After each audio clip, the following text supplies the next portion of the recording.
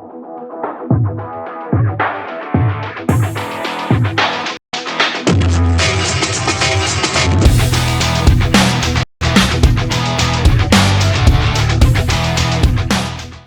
Ümid Süleymanov.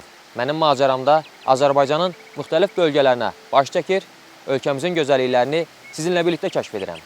Bu dəfə yolum Şabranda yerləşən füsunkar görünüşlü Əmbil gölünə düşüb. Məni burada maraqlı təbiət yürüyüşü gözləyir. Gəlin xəritə üzərindən Şabran rayonunun yerləşdiyi məkana baxaq. Şabran rayonu Bakıdan 126 km məsafədə yerləşir. Rayon mərkəzi ilə Zeyvə kəndi arasındakı məsafə isə təxminən 30-35 km-dir. Əmbil gölünə getmək üçün Zeyvə kəndinə gəlmək lazımdır. Buradan yolsuzluq avtomobili ilə və ya piyada getmək mümkündür.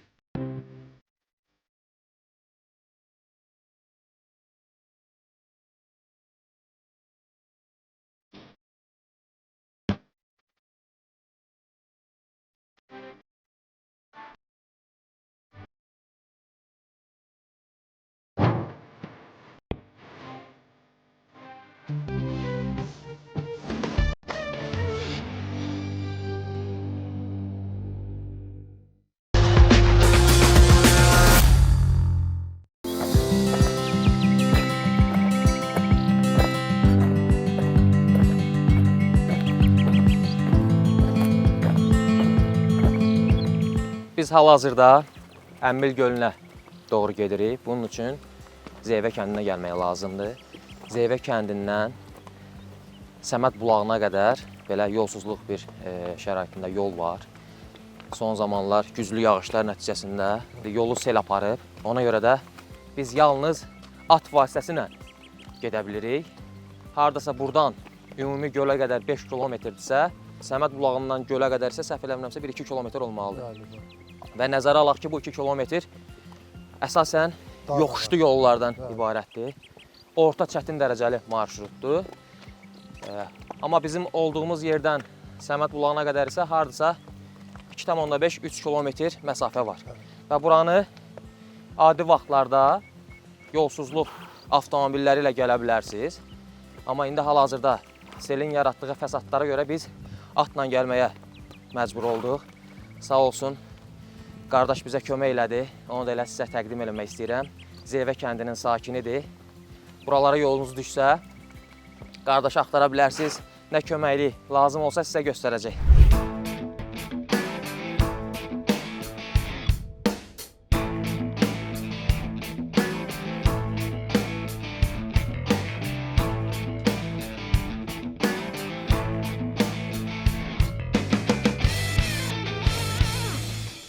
Kəm-kəm xon, həmişə xon. Datça belə bir söz var. Tərcüməsi az-az ye, həmişə ye anlamına gəlir.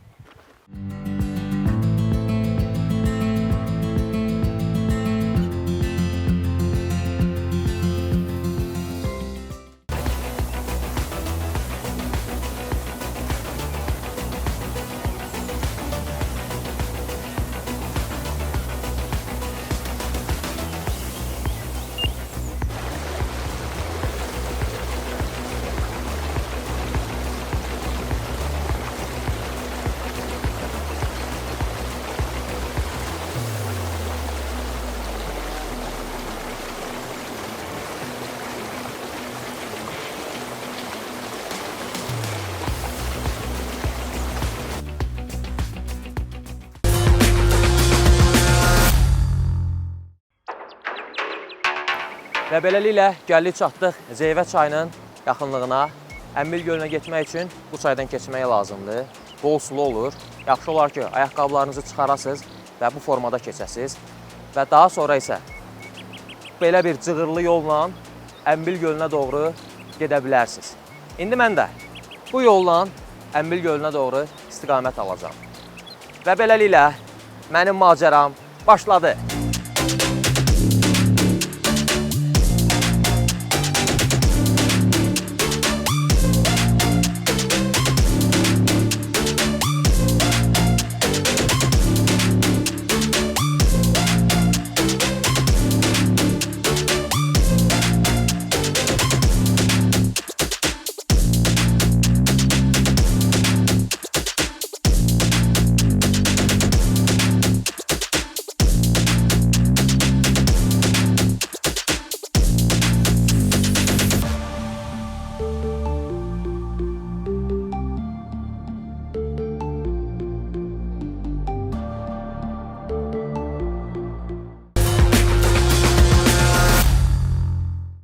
Əmbil gölü Milli Parkın ərazisi hesab olunmadığına görə burada beynəlxalq standartlara cavab verən işarələr yoxdur. Yəni sıradan adi salafanla, iplə belə bir işarələr yerləşdirilib burada. Siz də bu gölə qalxarkən yaxşı olar ki, bu işarələri izləyəsiniz və yaxud da özünüzlə işarələr qoyasınız. Çünki tam standartlara cavab uyğun olmadığına görə azma ehtimalınız var. Mümkün qədər cığırı izləməyiniz vacibdir. Əgər bu cığırı izləsəz, burada yerləşdirilən o təbiətsevərlər tərəfindən olan işarələri izləsəz, həm Əmbil gölünə çata bilərsiniz, həm də geriyə rahat qayıda bilərsiniz.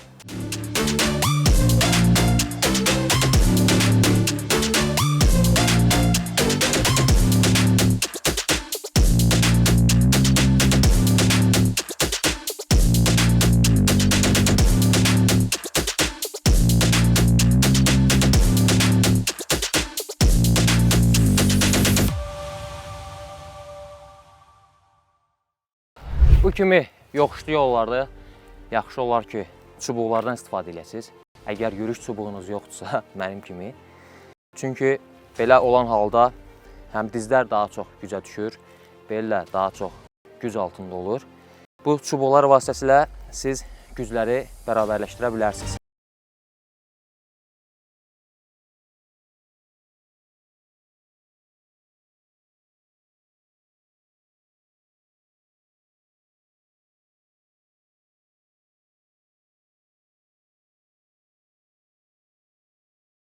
Əmbil gölü təbiətsevərlərin hiking marşrutu üzrə gəldikləri bir məkandır. İstəyirəm mən də Əmbil gölünü çəkim, sizə təqdim edeyim. Burada olmayanlar üçün bir məlumat olsun. Gəlmək istəyənlər rahat gələ bilsinlər.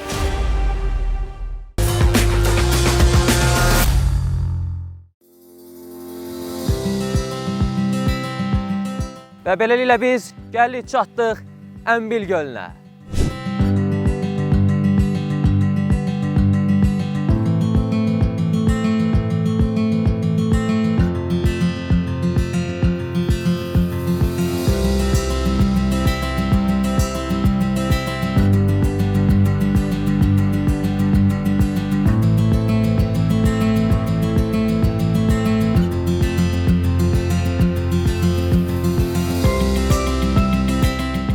Əmbil gölü dəniz səviyyəsindən 938 metr hündürlükdə yerləşir.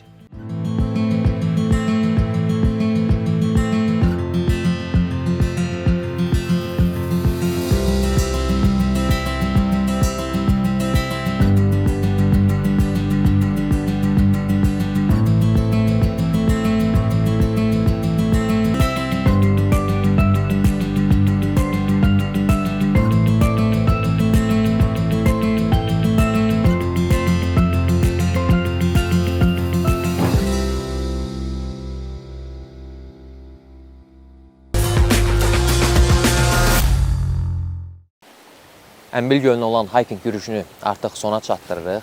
Yürüyüş haqqında təəssüratlarımı bildirmək istəyirəm. O qədər də çətin deyildi. Düzdür, müəyyən bir çayı keçərkən və əsasən də çayı keçəndən sonraki proseslərdə bir qədər yoxuşlar sərt idi.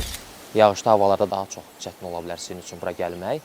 Amma ümumən götürəndə ilk dəfə hiking eləyənlər üçün, yəni təbiət yürüyüşü eləyənlər üçün o qədər də çətin bir marşrut hesab eləmirəm. Yəni orta çətin məncə və yaxud da orta dərəcəli bir marşrut hesab etmək olar. Və nəzərə də alaq ki, təxminən çayın kənarından və yaxud Səməd bulağından Əmbil gölünə qədər siz hardasa bir saata, maksimum orta hesabla 1 saata gölə olan yürüyüşünüzü yekunlaşdıra bilərsiniz. Gölün hər bir tərəfi meşələ əhatə olunub. Buna oxşar İsmayılda da Qaranahor gölü var. Və təbiət yürüyüşü etmək istəyənlərə də məsləhətim odur ki, bura gələrkən geyimləriniz qaydasında olsun. Çünki çaydan keçəcəksiniz, ərazi palçıqlı ola bilər və bir qədər də ehtiyatlı olun. Bu belə bir yerlərə ayağınızı basmayın. Baxın, gedir, yəni bata bilər ayaqqabınız, ayağınız. Yəni belə durumlara düşməmək üçün bir qədər diqqətli olmağınızı məsləhət görürəm. Və ən əsas da çayı keçərkən, əgər gözünüzdə eynəyi varsa və yaxud eynəyi üstünüzdədirsə, yaxşı olar ki, onu gizlədəsiniz və ya çantanıza qoyasınız, cibinizə qoyasınız. Çayı keçərkən hər hansısa bir titrəmə və ya silkələnmə ola bilər və eynəyinizi itirə bilərsiniz. Mən belə bir halına rastlaşdım çayı keçərkən. Hiking yürüyüşü eləyənlər var idi. Onlardan birinin eynəyi çaya düşdü. Əsas məqsədimiz Zeyvə kəndində yerləşən Əmbil gölünü sizə tanıtmaq idi. Ümid edirəm ki, bu missiyanın öhdəsindən gələ bildik. Təbiətə nə qədər yaxın olsaq, bir o qədər sağlam qalarıq.